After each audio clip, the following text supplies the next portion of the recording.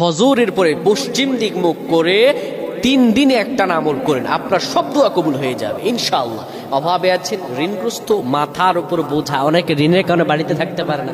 আরবিতে একটা প্রবাদ বাক্য আছে, আল করজু মিকরাতুল মুহাব্বা, ঋণ হচ্ছে ভালোবাসার কাছে শুরু।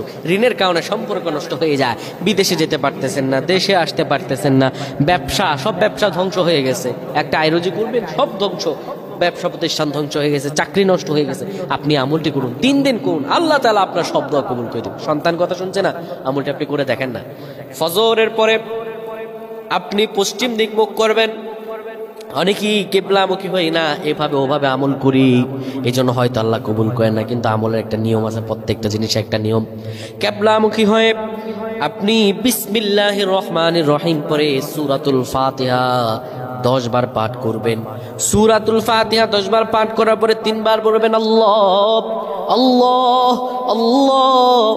এরপরে আপনি ইয়া রাজ্জাকু 100 বার পড়বেন, ইয়া রাজ্জাকু 100 বার পড়বেন, হে রিজিক দাতা। এইভাবে যদি আপনি পড়তে পারেন, আল্লাহ রাব্বুল আলামিন আপনার ভাগ্য খুলে দেবেন, আপনার রিজিক খুলে দেবেন, আল্লাহ তাআলা আপনার সব দোয়া কবুল করে নেবেন।